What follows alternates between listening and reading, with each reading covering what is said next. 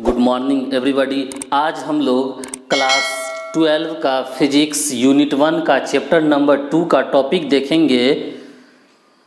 John 1D graph generator. 1D graph generator को 1931 ईस्वी में professor R.J. John 1D graph ने इसका आविष्कार किया था। देखिए, इसका जो सिद्धांत है वो है किसी भी पदार्थ के नुकीले भाग के क्रिया पर आधारित है इसका सिद्धांत। और इसकी रचना हम लोग आइए देखते हैं क्या होता है। देखिए, जॉन 1D ग्राफ ने सबसे पहले कुछ डिज़ाइन किया था। इस डिज़ाइन में उसने दो पुल्ली का अरेंजमेंट किया। इस दो पुल्ली में पुल्ली ऊपर P2 के पास एक खोखला गोला रख दिया, जो ये आपको येलो से दिख रहा है, और P2 के पास मोटर लगा दिया। साथ में दोनों घिरनी को, दोनों P1 और P2 को ये इंसुलेटर कुछ पट्टी है, बेल्ट है, उसे कनेक्ट कर दिया। तथा P1 के पास हम लोग स्प्रे कम लगा देते हैं। ये स्प्रे कम है, ये जो C1 दिख रहा है, इससे हम लोग आवेश देते हैं।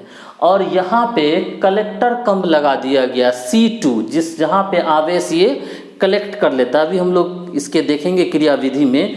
इसके बाद यह एक विद्युत रोधी स्तंभ है, इसके अंदर में ये सब अरेंजमेंट है। इधर इसका ग्राउंडिंग कर दिया गया। यहाँ मोटर से इसको नचाया जाएगा पुल्ली को, और यहाँ से स्प्रे पंप से इसको आवेश दिया जाएगा।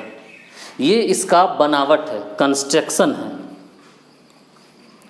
चलिए, आपके स्क्रीन पर भी दिख रहा है, आप इससे लिख सकते हैं वीडियो को रोक करके।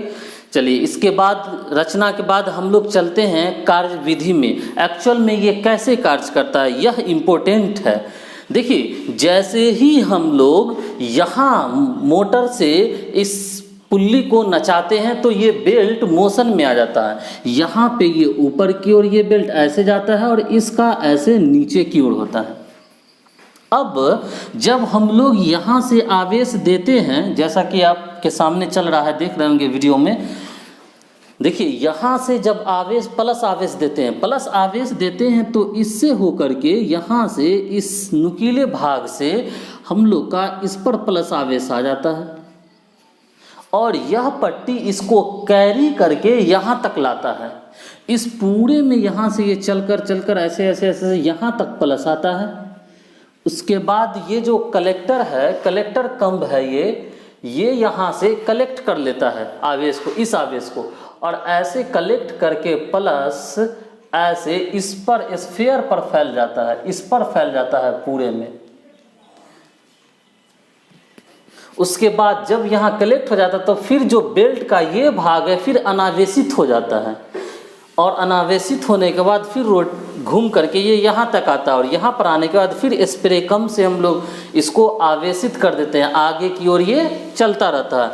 फिर यहाँ से कलेक्टर इसको कलेक्ट कर लेता है, कलेक्टर कम, और यहाँ ऊपर में फिर इसको फैला देता है।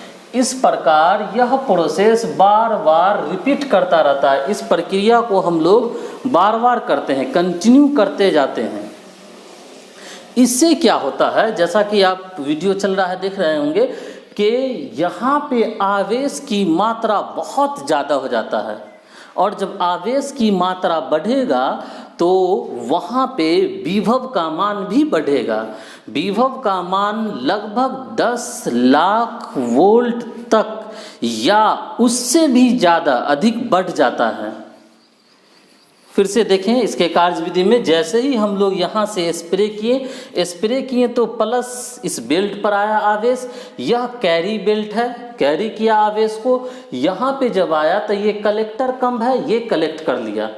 जब ये कलेक्ट कर लिया तो इसका ये भाग अनावेशित होकर बेल्ट फिर नीचे आया, फिर ये ऊपर गया, यहाँ से आवेश लिया, यहाँ गया, इसको C2 कलेक्ट किया, जिसके कारण इस खोखले स्फीयर पे बहुत धन आवेश एकत्र हो जाता है, जिसके कारण उसका विभव बहुत ज़्यादा बढ़ जाता है, 10 लाख वोल्ट तक या उससे भी ज़्यादा बढ़ जाता है। ये था इसका क्रियाविधि। अब इस चीज़ को आप लोग लिख सकते हैं आपके स्क्रीन पर जो दिख रहा है।